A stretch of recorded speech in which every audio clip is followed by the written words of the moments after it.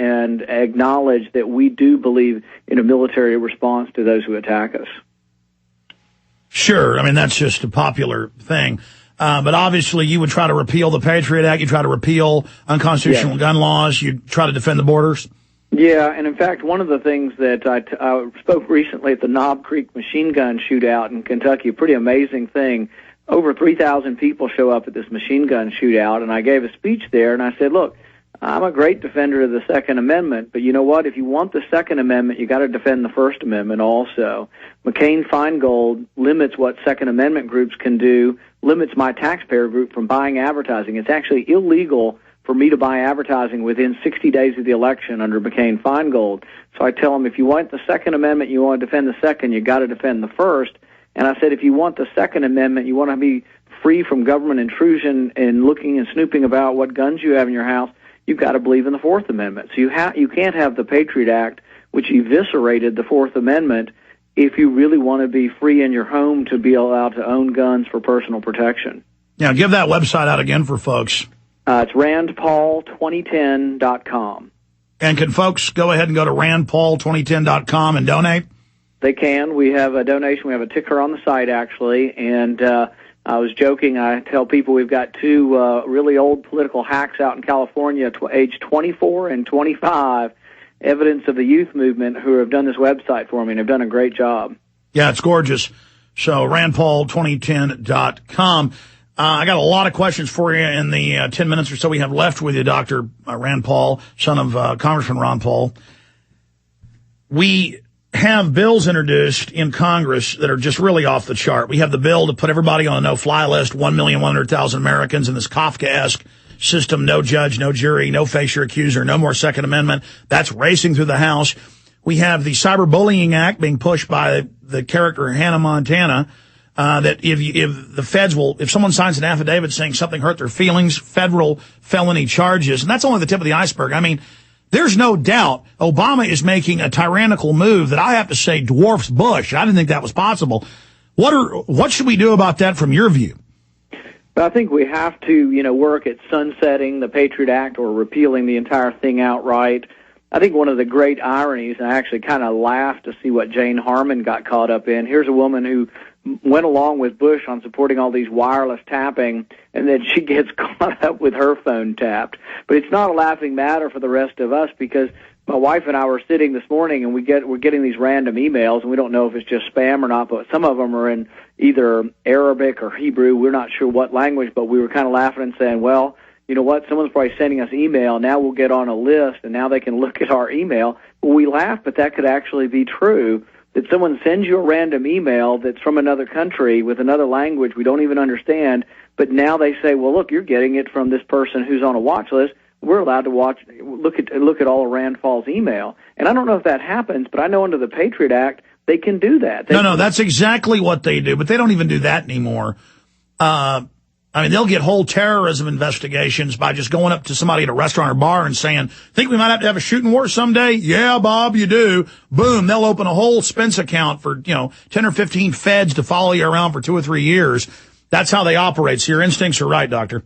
Well, it's an amazing, and it's not brand new either. If you look back at the history during World War I of what they did through the Sedition and Espionage Acts, there's a famous court case, and I think Napolitano writes about this in his book.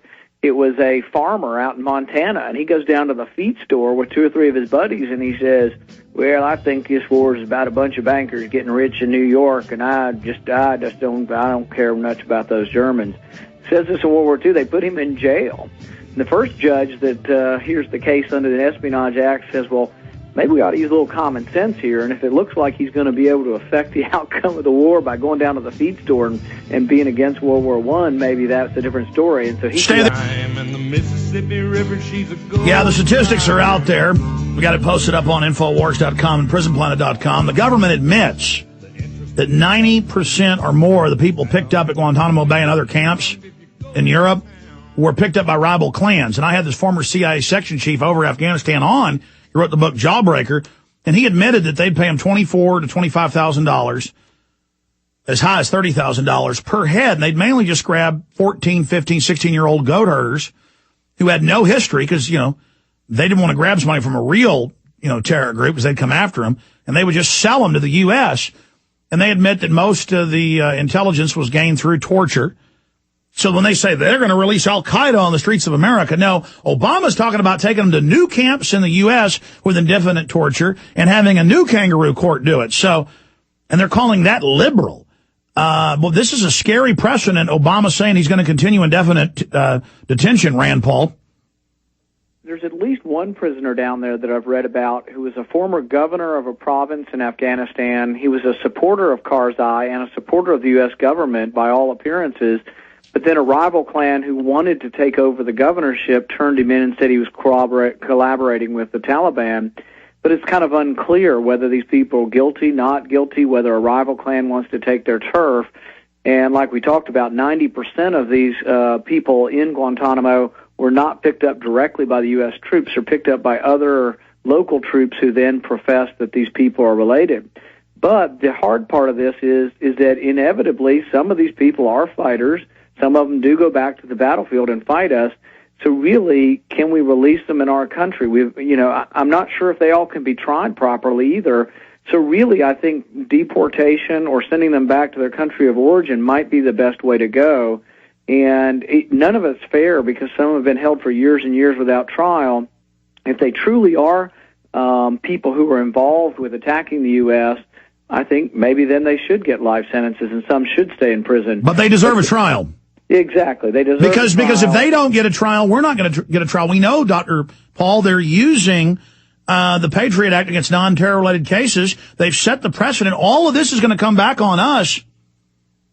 Right. Oh, I agree with you. And then ultimately, though, if you cannot figure out how to have a trial and cannot have enough evidence to do this, I think deportation is the only acceptable way. And I think you deport them to where they were captured. Now, they say, oh, these countries won't take them back.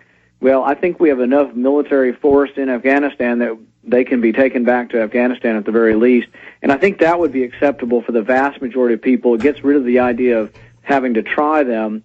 And then, a lot of us aren't going to be too happy if, you take people who are potentially violent, and we don't know this, but are potentially violent, just put them on the streets of Austin.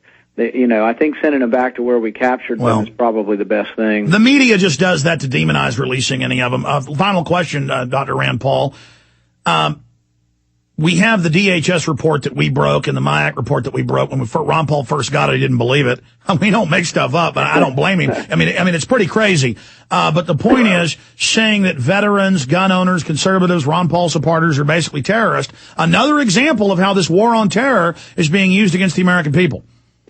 I think the great irony of this, and it would be funny if it weren't so sad, is that one of the criteria for being on the list could be if you're an adamant defender of the Constitution.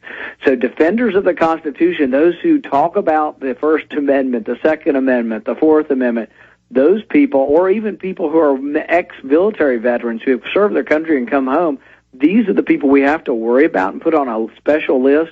I think it's really, really horrifying, and there should be just universal outrage. And, tell you the truth, once it became public, I was unsure what would happen. But the amazing thing is the more y'all talked about it, the more they did get worried that they were targeting regular U.S. citizens, and at least officially pulled that off their websites because of things that y'all talked about.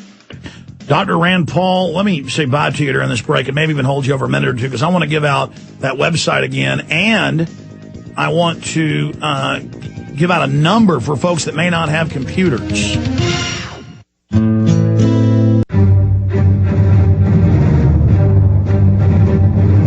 Big Brother, mainstream media, government cover-ups.